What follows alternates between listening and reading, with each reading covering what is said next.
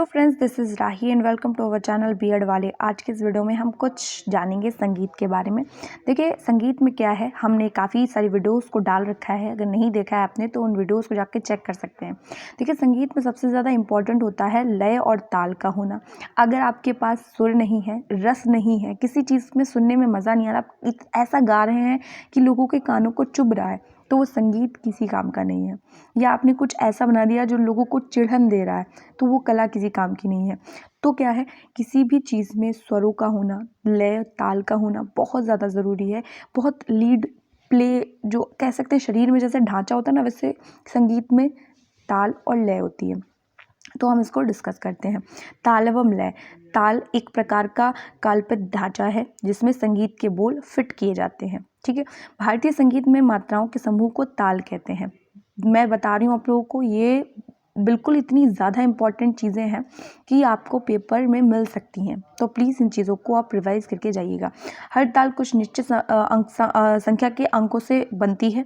इन तालों की उत्पत्ति छंदों के आधार पर मानी जाती है। भारतीय संगीत में 108 तालों का वर्णन है।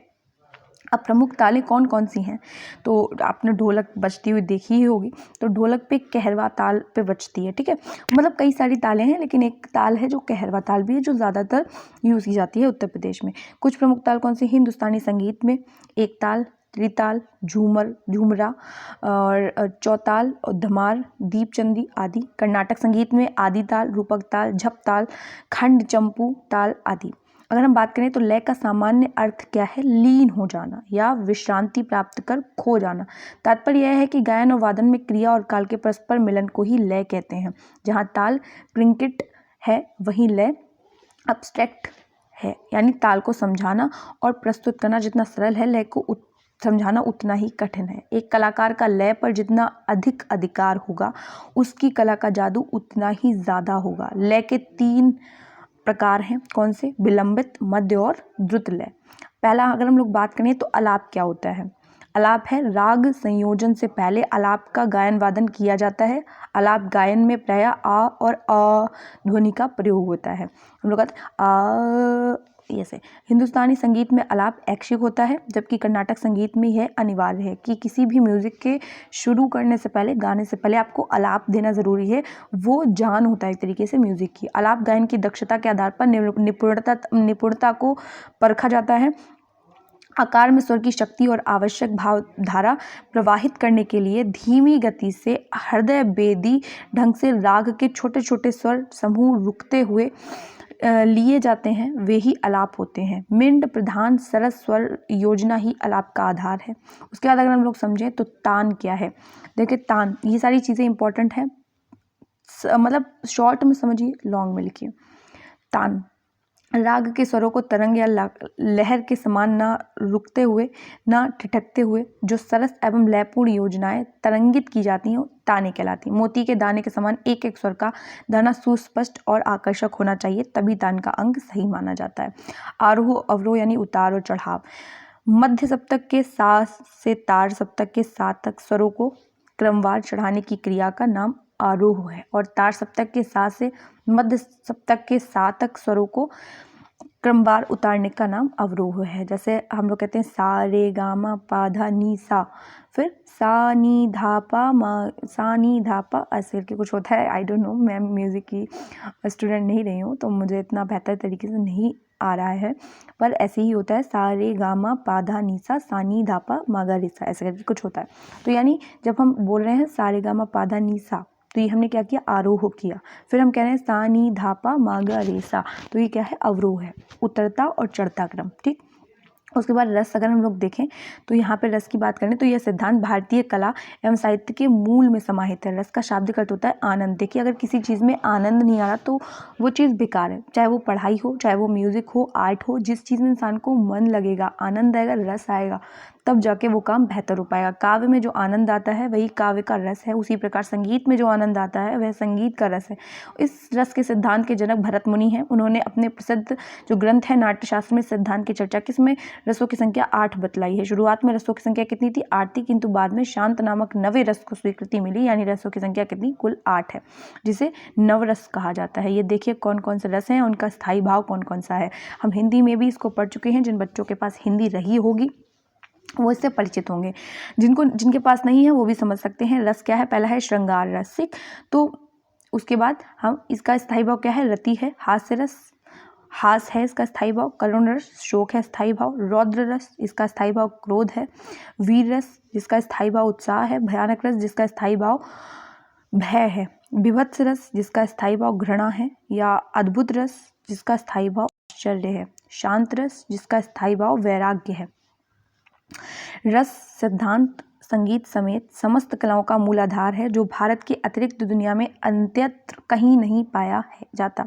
राग की बात करें, देखिए राग बहुत ही ज़्यादा इम्पॉर्टेंट हो जाता है, राग को भी समझना। इस वीडियो में जितनी चीज़ें हैं उन चीज़ों को प्लीज़ अच्छे से कर लीजिएगा, प्लीज़ कर लीजिएगा, क्योंकि अगर आप आर्ट एंड ड्रामा पढ़ रहे हैं तो संगीत का जो पोर्शन है, आपका जो ड्रामा वाला पोर्शन है, उसमें आपको ये चीज़ें पढ़नी पड़ेंगी आपके सिलेबस में। ओके, तो आ सकता है कि राग को एक्सप्लेन कीजिए, ताल को एक्सप्लेन कीजिए, ताल और लय क्या होता है, ये सारी चीज़ें आपसे पूछी जा सकती हैं, या रसों के बारे में बताइए, तो आपको ये सारी चीज़ें पता होनी चाहिए।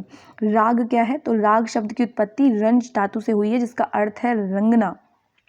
संगीत में इसका तात्पर्य होता है सुरों को रंगने से, तभी तो कहा गया है कि रंजकता ही क्या है? राग, अर्थात जो रंजकता उत्पन्न करे वही राग है। राग भारतीय शास्त्रीय संगीत की क्या है? आत्मा है, वह संगीत का मूलाधार है। राग शब्द का उल्लेख भरत मुनि के नाट्यशास्त्र में जाति नाम से मिलता है। नाट्यशास्त्र में 6 रागों यथाराग, भैरव और राग हिंडोल, राग कौशिक, राग दीपक, राग श्री और राग मेघ का वर्णन मिलता है। भरत मुनि ने 2 मानक सरगमों यानी षडज ग्राम और मध्यम ग्राम के अतिरिक्त 2 अन्य स्वरों का उल्लेख भी किया गया है। अंतर गांधार और काकिली और निषाद प्राचीन कला में राग के 10 लक्षण माने जाते थे, जिनके नाम है ग्रह, अंश, न्यास, अपन्यास, षाड्वत, ओडवत, अल्पत्व, बहुत और मंद्र और तार। इनमें से कुछ लक्षण आज भी परिवर्तित रूप में प्रयोग किए जाते हैं। राग ध्वनियों या स्वरों की वह रचना है जो गायन, वादन, क्रिया से सजाई जाती है और जो अन्य जन के चित्त का रंजन करने वाली होती है। दूसरे शब्दों में अगर हम कहें तो राग में विशिष्ट स्वर रचनाएं हैं जो श्रोता के मन में आनंद का एक विशेष प्रभाव। देखिए ये सारी ही चीज़ें आना चाहिए, क्योंकि राग रस ये सारी चीज़ें नहीं होंगी तो संगीत अच्छा नहीं बनता। अब हम कुछ महत्वपूर्ण रागों के बारे में जानेंगे, जैसे और उनके गायक के बारे में भी। राग बसंत यानी मल्लिकार्जुन मंसूर इनके गायक हैं। राग भवानी कौन है? पंडित जसराज। राग हिंडोल बहार, ठीक, तो इसके कौन है? भीमसेन। और अगर हम बात करें तो राग गौड़ मल्हार, तो इसके हैं किशोरी अमोनकर, ठीक। तो इनकी अगर हमने बात कर ली है, फिर कह रहे हैं पंडित लोचनकृत राग तरंगिणी में 16,000 रागों का उल्लेख किया गया है। उन्होंने इन रागों को कुछ निश्चित आधारों पर वर्गीकृत किया है। उन्हें 12 वर्गों में रखा गया। इस प्रकार एक वर्ग के रागों में परस्पर कुछ समानताएं अवश्य होंगी। कालांतर में रागों के वर्गीकरण का काम कई अन्य विद्वानों ने किया है। इस पर एक बहस चलती रही। पंडित विष्णु नारायण भातखंडे ने इस बहस का समापन करते हुए कहा कि सारे राग केवल 10 वर्गों में समा सकते हैं। इन वर्गों को ठाट कहते हैं, ठीक है। ठाटों के आधार पर रागों के वर्गीकरण को अगर हम देखें तो कल्याण ठाट होता है, जो कि इनसे संबंधित प्रमुख रागें कौन कौन सी हैं।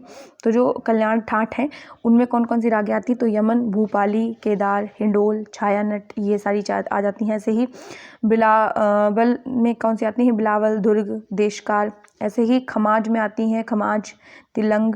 ऐसे ही काफ़ी ठाट में आती हैं काफ़ी, भीम प्लासी। ऐसे ही भैरव ठाट में आती हैं कि भैरव, जोगिया। ऐसे भैरवी ठाट में आती हैं भैरवी। आसावरी में आती हैं जौनपुरी। थोड़ी ठाट में आती हैं मुल्तानी। मारवा में आती है मारवा। ऐसे ही पूर्वी ठाट में आती है वसंत पूर्वी। ललित राग रागश्री, ये सारी आ जाती हैं। रागों का समय और तथा ऋतुओं से संबंधित होता है। प्रत्येक राग की अपनी अपनी विशेषताएं हैं। उनका संबंध विशेष समय या प्रहरों, ऋतुओं, रंगों आदि से होता है। हिंदुस्तानी शास्त्रीय संगीतों में समय अनुसार गायन प्रस्तुत करने की पद्धति है। देखिए, आप किसी भी राग को कभी भी नहीं गा सकते। उन रागों को गाने का समय होता है कि कब गाई जाएंगी, किस किस पल में, एक एक मिनट में बदल जाती है राग। ठीक है, तो ये क्या है, परिपाटी प्राचीन काल से चली आ रही है। संगीत आचार्यों ने दिन के 24 घंटों को दिन और रात में बांटते हुए 8 प्रहरों में विभाजित किया। इसमें पूर्वाह्न, मध्याह्न और अपराह्न और सायंकाल क्रमशः 3 दिन के 4 पहर हैं, जबकि रात्रि के 4 क्रमशः प्रदोष, निश्चित, त्रियायाम और उषा हैं। दिन के प्रथम पहर का प्रारंभ सूर्योदय से माना जाता है। इस प्रकार प्रत्येक प्रहर लगभग 3 घंटे का होता है। आधुनिक राग काल चक्र विभाजन में कुछ विद्वानों ने 24 घंटों को पहले 2 भागों में बांटा। प्रथम भाग दिन के 12 बजे से रात्रि के 12 बजे तक और दूसरा रात्रि के 12 बजे से दिन के 12 बजे तक माना गया है। इसमें प्रथम भाग को पूर्व भाग और दूसरे भाग को उत्तर भाग कहा जाता है।